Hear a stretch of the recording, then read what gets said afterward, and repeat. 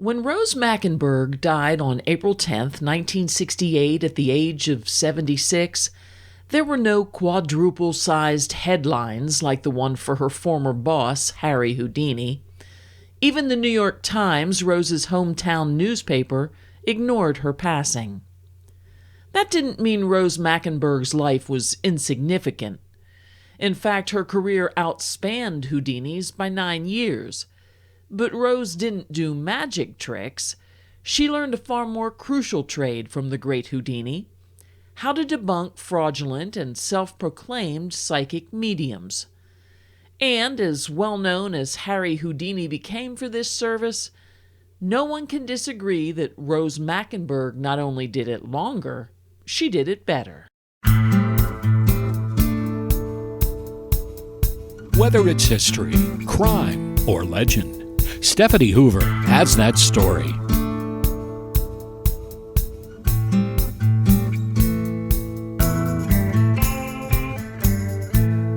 Rose Mackenberg was born in Brooklyn in 1892 to Russian immigrant parents Louis and Anna Mackenberg.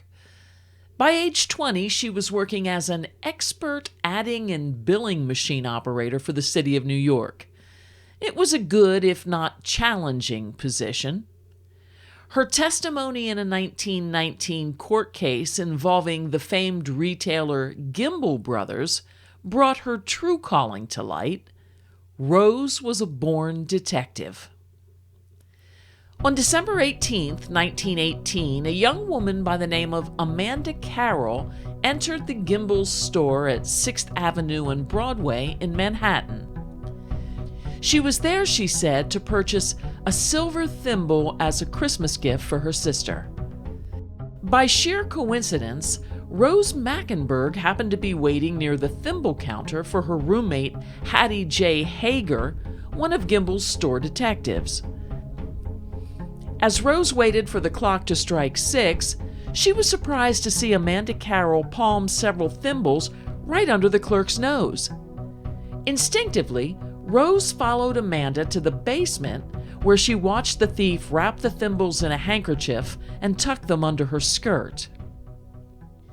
In her signature measured and confident way, Rose testified to these events in court. Her story was key to helping Gimbel's escape a costly lawsuit filed by Amanda Carroll, who claimed she was unlawfully arrested and detained by the store's staff. Shortly after this experience, Rose took a job as a law clerk in an attorney's office. It was during her tenure here that she encountered Harry Houdini. Like everyone else who met Rose, Houdini saw potential. Unlike everyone else, Houdini offered Rose an opportunity to use her potential to truly make a difference. Houdini had been dismissive of spiritualists since his mother's passing. More than one spiritualist medium promised Houdini he could speak to his beloved mother. None of them delivered. More often than not, these mediums offered wildly inaccurate and preposterous information, usually in fluent English, that his Polish-speaking mother was incapable of delivering. And Houdini knew he was not the only one being hoodwinked. Thousands of grieving and desperate family members were being grifted by men and women whose only power was separating sad and honest people from their hard-earned money. Houdini declared war on these charlatans and created, as he called them, his own secret service. In 1924, Rose Mackenberg became his most valuable asset. It's well known that Houdini had a standing $10,000 offer to any medium who could prove he or she had genuine psychic abilities. What was less publicized was Houdini's methods for choosing the mediums he would challenge. The most reliable of these strategies was to send his advance team into a city to study the spiritualists and their operations. Rose was often the key to this intelligence gathering. Rose, you see, had a gift for garb. Her costumes ranged from widow in weeds to frumpy schoolteacher to disabled elderly woman to intoxicated single girl. She bore a striking resemblance to the remarkable character actress Margaret Hamilton of Wizard of Oz fame. I'll get you, my pretty. But she so successfully manipulated her appearance that never once was she made by the mediums she studied, much to their chagrin. After attending numerous seances, she would report her findings to Houdini. Several weeks later, he would book an appearance in this city and challenge a fraudulent medium to be tested. Suffice it to say, no one ever claimed Harry Houdini's $10,000. Sadly, Houdini died just 2 years after employing Rose. Still, it was enough time for the two to become close confidants and for him to share with her the ways and means of detecting and proving spiritualist chicanery. It was a career Rose would continue for the next 4 decades. As times changed, so did the schemes of bogus mediums. In the early days, spiritualist tricksters could rely on simple gags like tipping tables to prove their psychic abilities. As audiences grew more sophisticated, however, they demanded greater proof. By the 1940s, spiritualists were employing chemicals, electricity, and radio transmissions to help them bilk the gullible shut-eyes whose generosity they milked. One such shyster was a New Orleans medium who called himself the Master of the Occult. In his shows, the Master would materialize invisible hands and fingers to touch audience members' faces. Rose knew it was a trick, but she couldn't work it out. So she called on a friend, Richard Steele, who was a physicist by training. Together, they solved the mystery. While the Master of the Occult pointed at someone, he was, with his other hand, squeezing a rubber ball attached to a tube that he held in his pointing hand. The tube emitted carbon dioxide. Heavier than air, it gave the distinct impression of a human touch. At the fraudster's next show, Rose's friend was also rigged with carbon dioxide.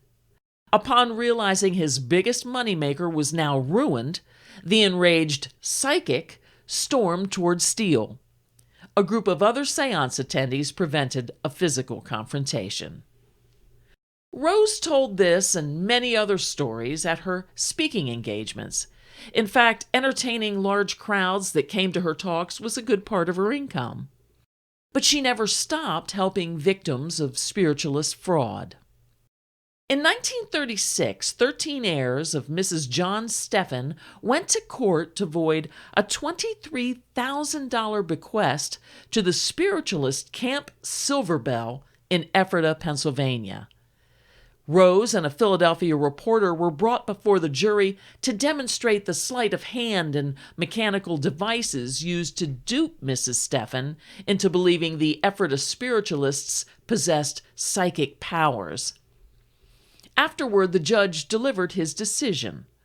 Camp Silverbell, said Judge B.C. Attlee, failed to prove it was religious, charitable, or scientific, and therefore had no ethical or legal claim to Mrs. Steffen's estate. In 1940, the Commonwealth of Pennsylvania once again called upon Rose Mackenberg, this time to testify in a hearing involving the estate of Augustus T. Lockwood of Philadelphia. Lockwood had died the previous year and left $75,000 to New York's famed Lilydale Assembly of Spiritualists. Specifically, the money would go to Lilydale's Spiritualist College to educate mediums. The Commonwealth contended that such a bequest was contrary to public policy and argued that, since Lockwood died without heirs, his money should revert to the state. Rose was brought in to testify not to the falsity of the spiritualism movement overall, but to the impossibility of educating mediums since, according to Pennsylvania, no such abilities existed. On the stand, Rose made her opinion quite clear. Any third-rate magician would be qualified to call himself a medium, she assured. By the 1950s, Rose was a fairly regular guest on programs as well known as Steve Allen's Tonight Show. She had written countless articles for magazines and newspapers warning the public about callously deceptive psychics who took advantage of the bereaved. Rose herself, though, never ruled out the possibility that there just might be genuine mediums. "I would like to believe in psychic phenomena if I could," she said. "I was sincere in my investigations to find it. But in all the investigations that I have made, I have not found any proof."